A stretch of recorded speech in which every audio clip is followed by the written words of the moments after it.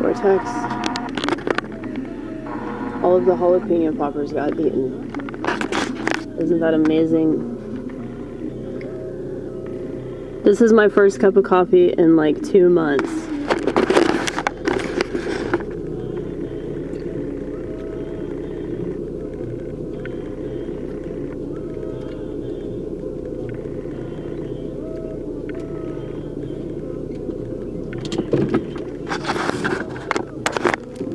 I was gonna bring some drugs tonight since everybody's drunk.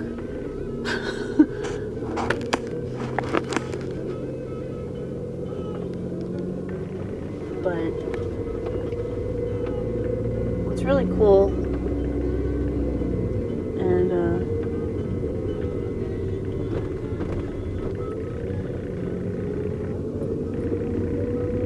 this is probably like one of the coolest things about hold on one second. I'm gonna do something weird.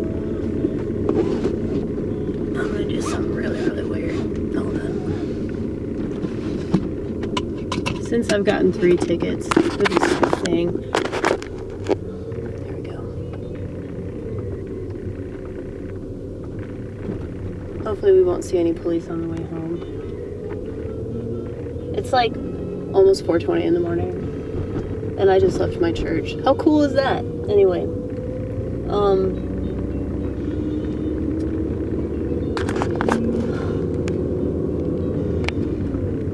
Really cool thing is indifference.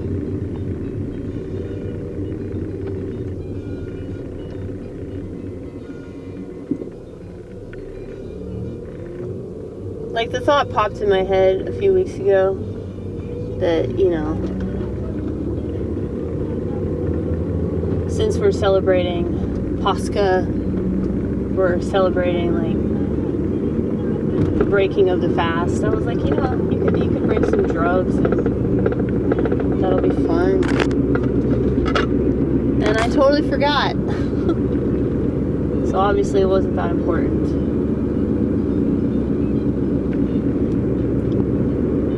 There's a part of the big book of Alcoholics Anonymous, and it's at the bottom of page 84, I believe.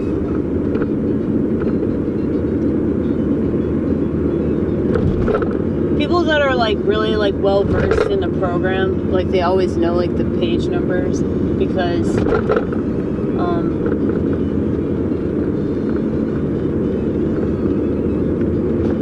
we just know, oh yeah, that's where the important shit is.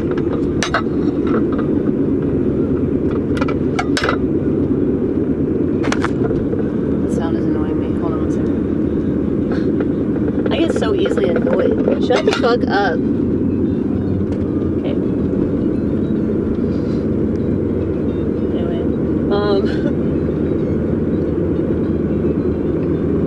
But it says at the bottom, cease fighting anything and anyone because we have to. We cease fighting anything and anyone, including alcohol. And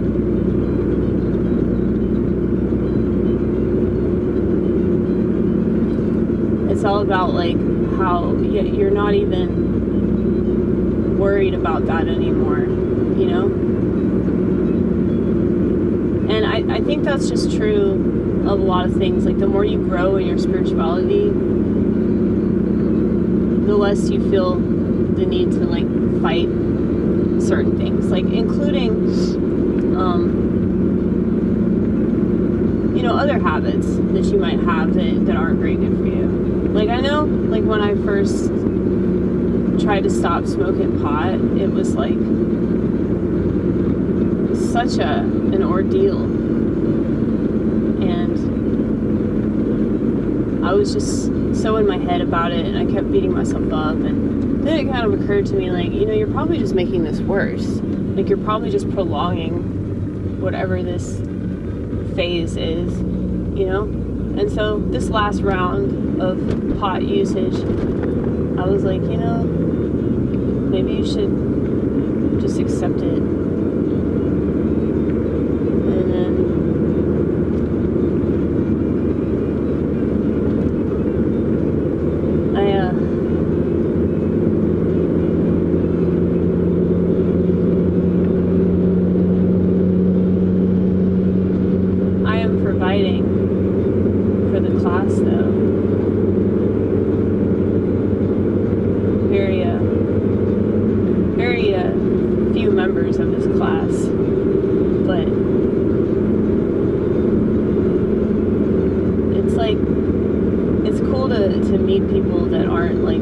uppity about, substances. Like, I'm really open about it. I'm really honest about all the things that I do or the things that I don't do. And I've always been like that. Like, there's no need for me to hide anything. There's no need for me to be weird about it. If other people are weird about it, that's on them. It doesn't have shit to do with me. That's their own misconception or their own bias about something.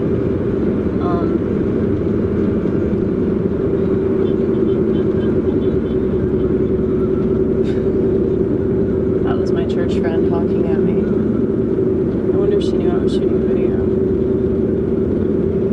Oh, dude, I was on my way to church.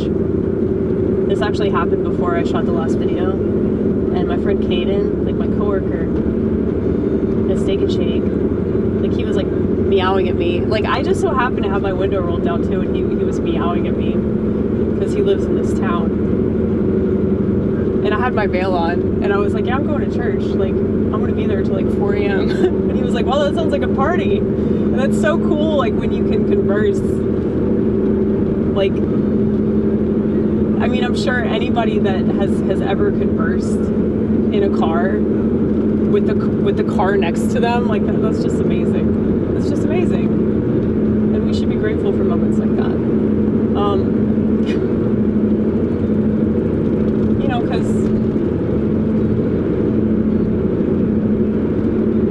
I think that there's this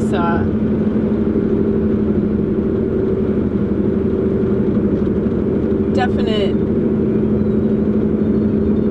force of negativity and soul suckage happening right now, and it's been happening, and it's always been there. I look at the smartphone situation a lot like Stephen King's It. I look at it it's this force of evil that takes on different forms.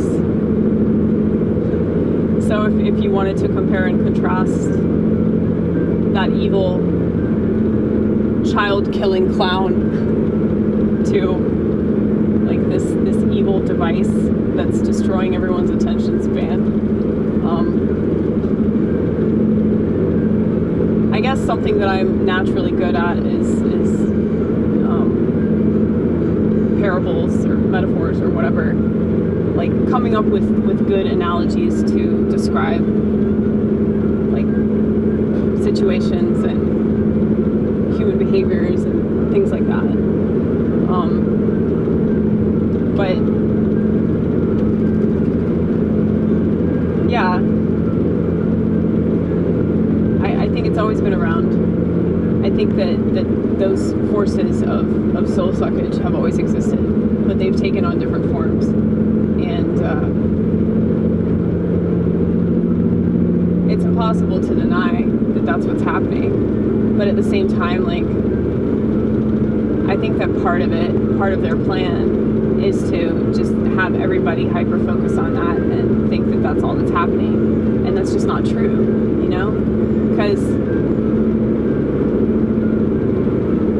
just being at that major church service, I was thinking, dude, this service has been around for, thousands of years. And,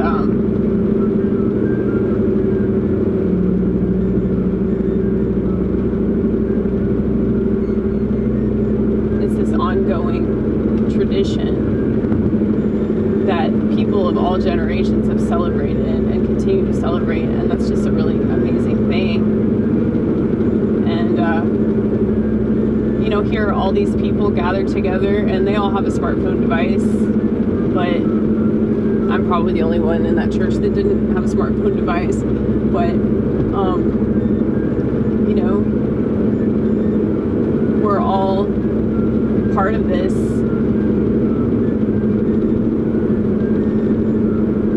multifaceted effort to get closer to God and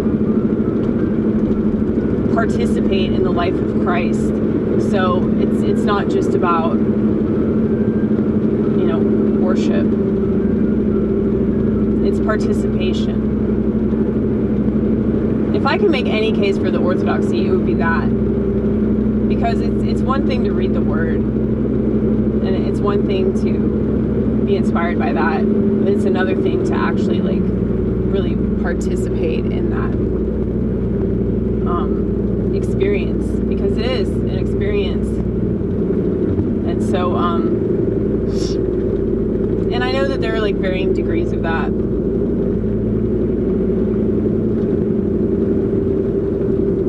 I mean, just reading the gospel, if you're an open-minded person and you're God conscious, like, it will change you. It will transform you. But I think our biggest problem is that we think like, oh, this is supposed to happen this way, and if I haven't accomplished this, this, and this, then I'm just a worthless human being. And if I'm still here in this stage of my life or whatever, then, you know, I might as well just give up. And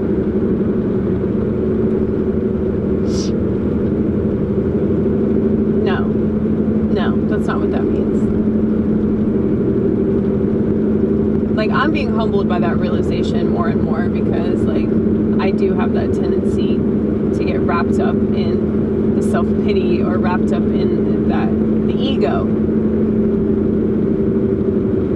of it, that tells me that I'm not good enough, and because I'm not good enough in this specific moment, feeling this way, that it's just all worthless, you know. And that's just so stupid anyway. But it's okay to feel that way. Like, you can feel any negative thing, just don't do something crazy as a result of it, you know. I wish I could have told my younger self that. But if I hadn't gotten on psychiatric drugs, I don't think that I would have realized how god-awful of a person I could be, you know? We all have the potential to be a terrible person. We also have the potential to be an outstanding person. And it really depends on the amount of virtue that we have, what direction we take that. And, you know, some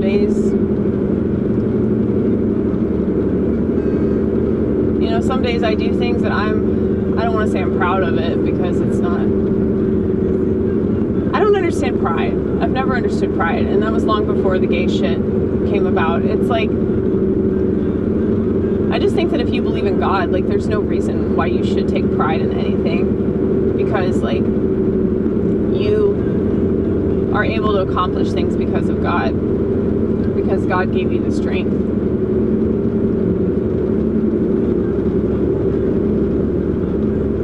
Like, one of my favorite parts of the Psalms, I think it's Psalm 102. I'm paraphrasing, of course, but God knows our form. He knows that we are dust. And yeah, if you can remember that.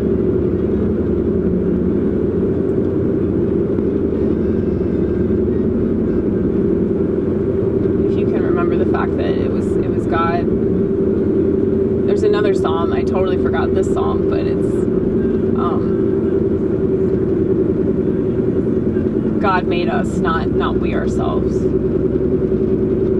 So if we remember that, there's nothing to take pride in. Like, the only thing we can do is be grateful for what He's given us. And you know, even if you're having a really hard time, if you're just like grateful for it, it'll change your attitude, because it'll like lift your spirit.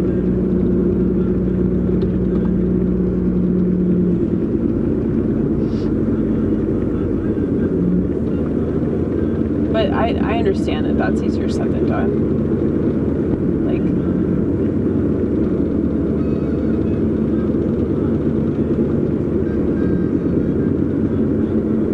because it's super easy to just get down and self-pity,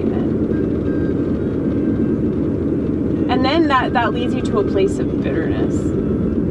about other people and like how much easier they have it, or why don't you have this, you know? And I think that's really easy to do, like when people are like happy in a relationship or something and you're alone. Like there's this couple tonight. I love them so much. They have the cutest little child. He looks like an old man. And he's just so adorable. But like they were bickering. Like I could tell that he was getting really annoyed with her because she was just being all like anxious for no reason, and you know, just being the typical female, like, oh God, you gotta do this, you gotta do this, and he was like, what the fuck, like,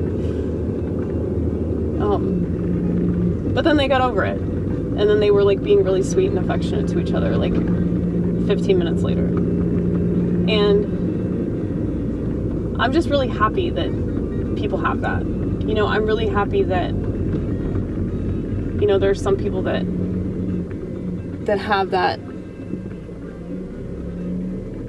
type of relationship, and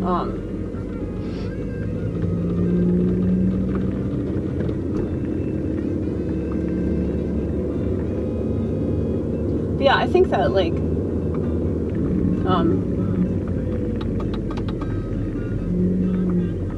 some people are really destined for that sort of thing, and then other people aren't.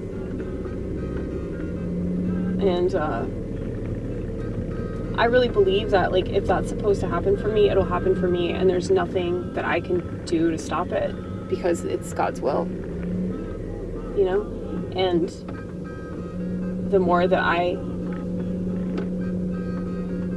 just trust God's will, not like ponder like what that's supposed to be, or like worse yet, obsess about it. And I'm definitely not doing that in regards to love or relationships or anything like that. I kind of gave up on that a long time ago, but at the same time, like, I'm not completely canceling it out because that's wrong.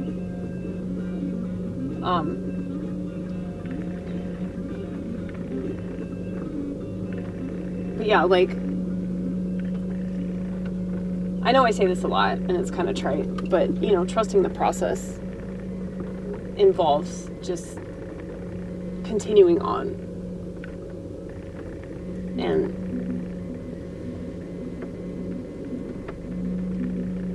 rather than being like this opportunist and feeling the need to like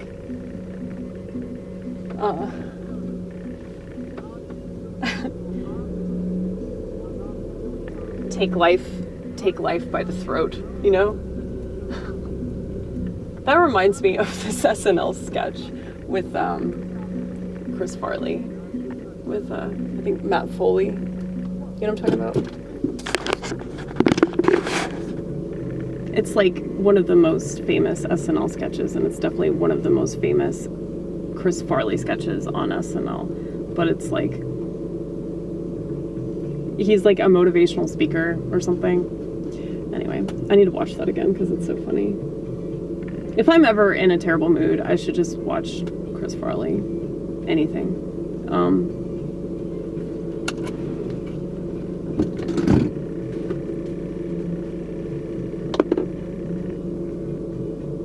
Yeah, so it's 4:35.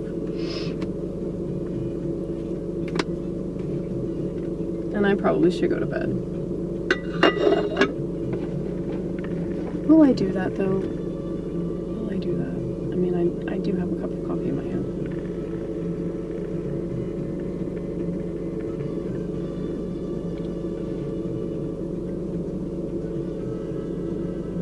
I saved my cold brew, so I'm gonna drink it tomorrow at the picnic. But, yeah.